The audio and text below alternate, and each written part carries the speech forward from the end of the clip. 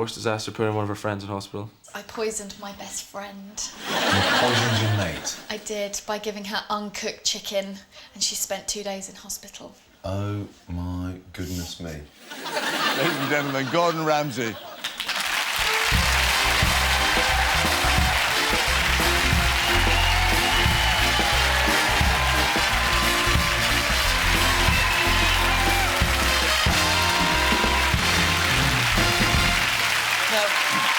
Oh dear. And I know you don't think much about women cooks, if what we read this week is right, but I mean, they're not all as bad as that, are they? Thankfully not, no. That was a one-off, that one. I should hope so too. Extraordinary. And the remarks you made this week, though, but generally speaking about women, you said that young women can't cook for toffee, basically. And then lots of your fellow chefs, women chefs, came back, and yes. I think basically, Gordon, they said you were talking a load of bollocks, basically. I think that's what they were saying. Oh, shit. There's a lot of ladies here tonight. I slightly misquoted, slightly over-exaggerated, in the sense that there's a sort of generation jump, the sort of Bridget Jones years, whereby girls in their sort of late teens to sort of mid-30s have, I suppose, become intimidated with cooking and almost gone for the sort of Pringle and Chardonnay and sort of chips and champagne and almost got scared about it. And the whole objective, of course, was to sort of, A, install that level of confidence, bring them back up to speed, and to make it as a pleasure rather than a chore. What about your wife, Tana? I mean, does she agree with your observation about women chefs or women cooks? It's very difficult to answer that question now, because she's here. I know she is. So, does she cooks? I mean, I admire women in general that have got children, OK? Right, I've started digging a hole. How do I get out of this one now? So, yes, she does cook. Cooking for children is somewhat different, of course, and I'd say a lot more difficult than it is cooking for yourself, because you know how fussy they are. She is a good cook, and I'm pleased to say she's getting a lot better. And, no, in the sense that she's sort of, you know, she's getting a lot more confident. And in comparison to what she was cooking 4 or 5 years ago, when we only had, you know, 1 little baby, now with 4, of course, it's a lot more sort of interesting. Does she read your books and do the recipes from there? Funnily enough, no, she doesn't. Well, she said, I don't mind cooking from your books, providing you send me 15 chefs from your brigade to come and help me.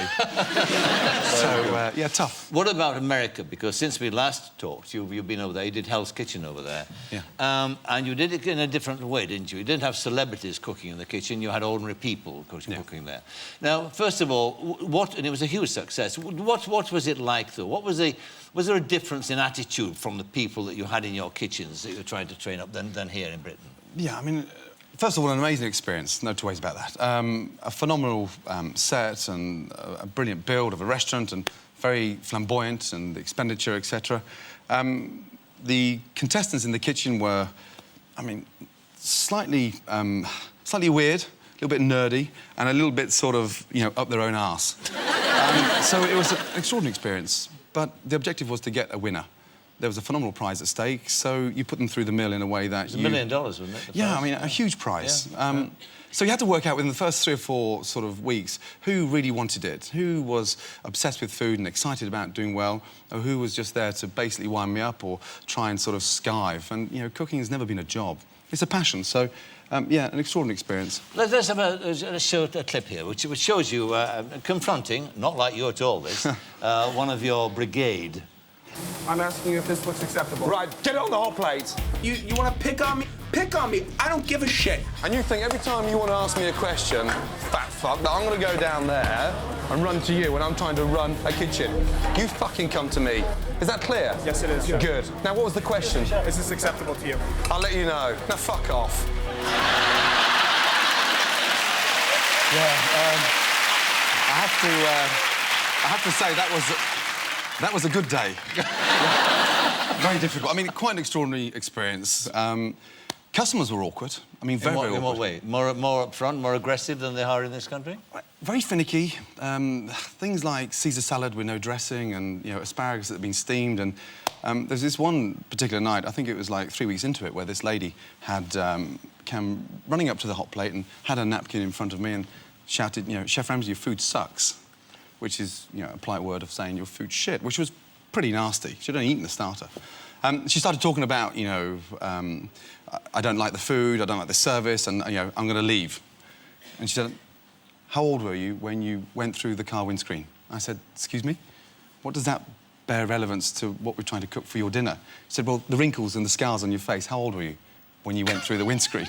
Now, how do you confront a lady that sort of, A, is that bloody rude, B, I've never heard a woman talk like that before, and I just had to make it quite clear that I didn't pay for my scars, sweetheart, you did. Now, fuck off. Some might argue you're hoisted by your own petard there. I mean, Well, in a sense...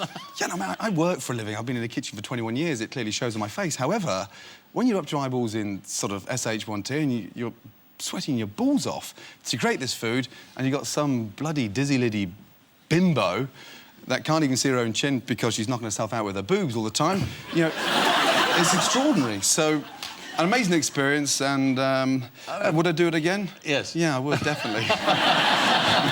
And in fact, they kind of took to you, didn't they? Generally speaking, the critics liked it and the audience had liked it too, the TV audience. Yeah, I think the honesty came out, Michael, in the sense that, we went through that fight for the first 3 or 4 weeks, and then it really started to emerge as a highly talented kitchen that was emerging some real, potential great chefs. And that's where it got really interesting. I mean, you're very good at bollocking people who actually make mistakes. Do you ever make mistakes yourself? I mean, my secret was always to keep mistakes in the kitchen, and whenever I go into kitchens nowadays, that's the style. Keep the mistakes in the kitchen, don't send them. But I was in the restaurant a couple of weeks ago, and I walked into the dining room, and my mate Adi had turned around and said, look, table 7 just announced their engagement, and they've had the 7-course tasting menu, and they're just about to eat their dessert, chocolate fondant with milk ice cream. We served 2 glasses of pink champagne. It'd be nice for you to go over and congratulate them. So I did. Now, I don't mind going to the dining room, but I don't like standing there like an oaf, because they're all sort of kissing and cuddling, and it was very romantic. Went up to the table, welcome, good to see you, great news, fantastic, you've even booked a room here, that's lovely. Congratulations. And they were just staring at me. He hadn't asked her. So, I consider that as a... Now, 6'2", 15 stone, get me out of here now, quickly. Disappear. So, yeah, I'm going to stay more in the kitchen now and less in the dining room, I think. Well, when you see yourself on television there, I mean, losing it with somebody in the kitchen and the language, do you ever wince when you see it played back? Well, I get the odd phone call, the following day from Mum. I bet you do, too. She's in the audience today. She's also here. And what does your mum say to you? Well, she said, you're making it very difficult for me to go shopping now. So, flipping out. I mean, what can I say to that? You should take notice of your mum, maybe. That's the thing. Yeah, and, it's hard because I suppose for me it's, it's a job that hurts when it goes wrong. And the day I'm in a kitchen, I start sort of accepting mistakes and looking at that level of inconsistency and then sort of not getting upset about it. I'd rather not cook, to be honest.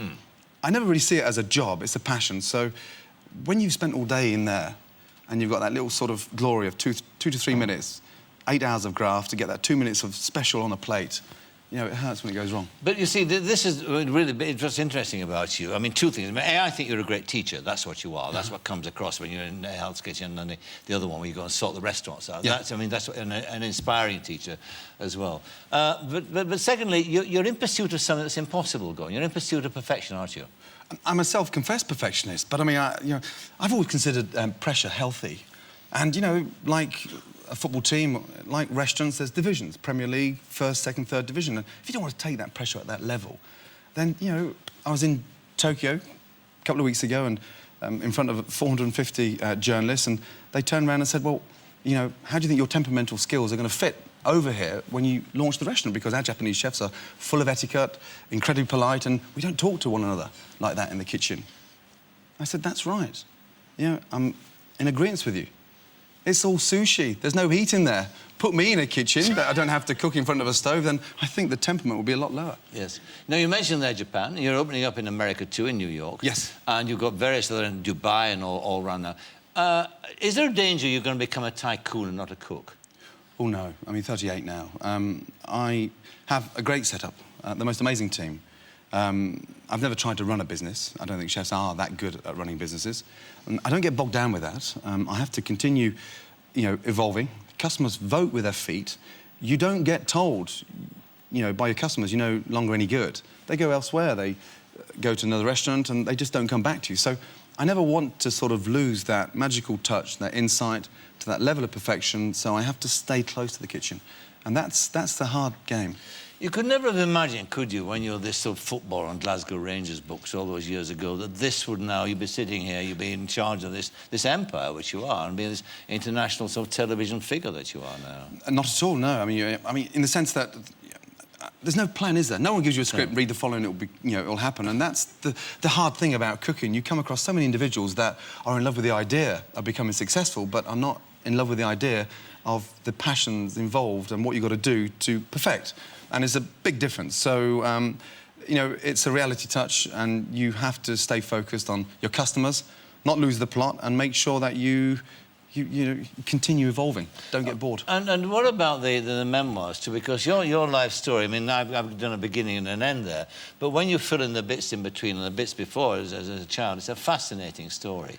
It's an extraordinary story, a very inspiring one, but also it's a very odd one too, isn't it?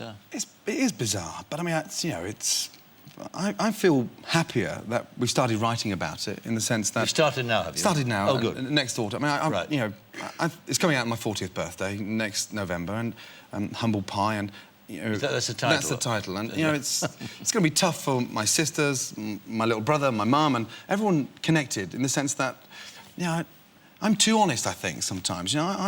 I get into a lot of trouble because I'm brutally honest about a situation there and then. I don't want to come into work the next day and bear any form of grudges. We get straight to the point and move on. So I find it quite therapeutic in a way that it's not cleansing, but it's a really nice thought to think that A, it's all coming out, B, I've got no agenda, and that's what it is. And now, of course, you're in a situation where you can change people's lives because you're with your brother. I mean, you've got him into rehab, didn't you? He was on drugs. You got him into rehab. You had, in fact, to go to a meeting yourself, didn't you? Yeah, I did have to go to a meeting once myself. And, these places are extraordinary because the work involved is just amazing. When you've had an addiction and that, level of problem with, something as nasty as heroin, it combines all kinds of insecurities.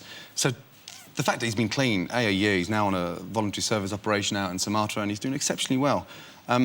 So you go along to these clinics and you stand there and, you have to confess that you're an addict, an addict to perfection. Is that what you said? And you're shaking hands and cuddling everyone, and you've never met these guys before, but you've got to level with them. And no form of assertiveness, which was bloody hard in that room. But an extraordinary amount of, not trust, but I suppose there was a lot of sort of respect across the table. And it was tough, but good for you. Yes. That's good, that. So you profoundly altered your brother's life, and of course, and your mum's too. I mean, you're showing your mum now, she's happy, she's... Yeah, she said it was like winning the lottery, to have a son that's now clean, that's, in his 30s, and he's got, an objective in life, and he gets up and goes to work and pays his bills and earns his money. So what more can a son, a mother ask for? So that's good. That's very good. Gordon Ramsay, thank you very much indeed. Gordon, thank you.